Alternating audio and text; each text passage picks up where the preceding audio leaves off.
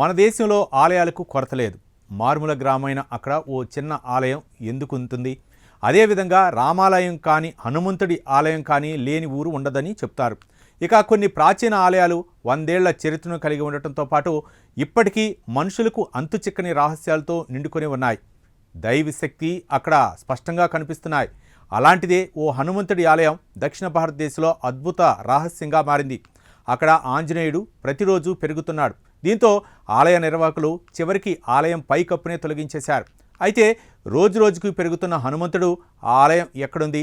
ఆ అద్భుతం వెనుకున్న రహస్యం తెలుసుకోవాలనుకుంటే తమిళనాడులోని నమక్కల్ హనుమాన్ ఆలయానికి వెళ్లాల్సిందే. తమిళనాడులోని నమక్కల్ హనుమాన్ ఆలయం చాలా అద్భుతమైన గుడి.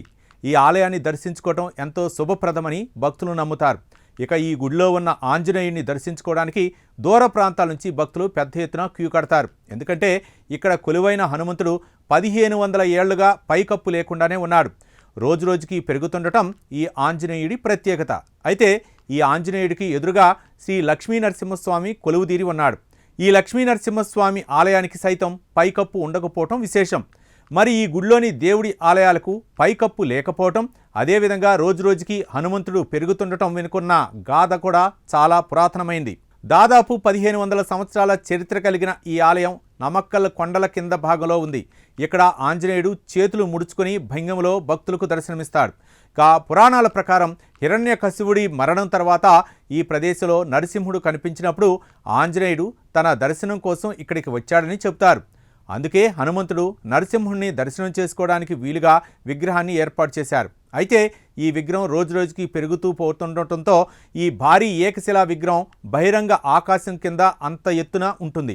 ప్రస్తుతం ఈ విగ్రహం దాదాపు 20 అడుగుల పొడవు ఉంది. దీంతో హనుమంతుడి విగ్రహానికి పైకప్పు నిర్మించడానికి గతంలో చేసిన ప్రయత్నాలన్నీ విఫలమయ్యాయని స్థానికులు చెప్తారు. విగ్రహం నిరంతరం పెరుగుతూ ఉండటం వల్ల దానిపై పైకప్పు వేయటం సాధ్యం కాదని ఇక్కడి పూజారులు భక్తులు గట్టిగా నమ్ముతారు. హనుమంతుడికి ఎదురుగా ఉన్న లక్ష్మీనరసింహస్వామి ఆలయానికి కూడా పైకప్పు లేకపోవటం మరో ఆశ్చర్యం. అయితే ఇక్కడ ఆంజనేయుడు స్వయంభూగా వెలిసినట్లు ఆలయ స్థల పురాణం చెబుతుంది. 1500 ఏళ్ల చరిత్ర కలిగిన ఈ ఆలయానికి ఎవరైనా పైకప్పు నిర్మించతలిచినా అది కూలిపోవటం, మధ్యలో ఆగిపోవటం జరిగేది. అందుచేత ఆ ప్రయత్నాన్ని విరమించుకున్నారు. అంతేకాదు ఆంజనేయ స్వామికి ఎదురుగా ఉన్న లక్ష్మీనరసింహస్వామి ఆలయానికి కూడా పైకప్పు లేకపోవటం వల్ల కూడా ఆంజనేయ స్వామి ఆలయానికి కూడా లేదని కొందరు అంటారు. అయితే అర్చకులు మాత్రం హనుమాన్ విగ్రహం రోజురోజుకి పెరుగుతున్నందున పైకప్పు కట్టలేకపోయామని అంటారు. ఈ ఆలయంలో ఆంజనేయుడి విగ్రహం నరసింహస్వామి మూర్తికి అభిముఖంగా ఉంటుంది. ఇక నామక్కల్ దుర్గాన్ని 16వ శతాబ్దంలో రామచంద్ర నాయర్ నిర్మించారు. నామగిరి కోటగా పిలువబడే ఈ కోటకు ఇరువైపులా ఉన్న గుహల్లో నరసింహస్వామి, రంగనాథ స్వామి ఆలయాలున్నాయి. కొండరాయితో మలిచిన విగ్రహాలు కావడంతో అవి నేటికి చెక్కు చెదరకుండా భక్తులకు దర్శనమిస్తున్నాయి. ఈ కొండల్లో 8 కొలనులు ఉన్నాయి. వీటిలో అన్ని కాలాల్లో విరిసిన తామర పువ్వులు ఉండటం విశేషం. భారీ ఆంజనేయుడిని దర్శించుకోవడం ద్వారా ఆధ్యాత్మిక శాంతి లభించడమే కాకుండా వ్యక్తిగత జీవితంలోని అనేక సమస్యల నుండి ఉపశమనం లభిస్తుందని నమ్ముతారు. చెడు అలవాట్లు లేదా మానసిక బలహీనతతో బాధపడేవారు ఇక్కడ ప్రార్థిస్తే అవి త్వరలోనే తొలగిపోతాయని కూడా నమ్ముతారు.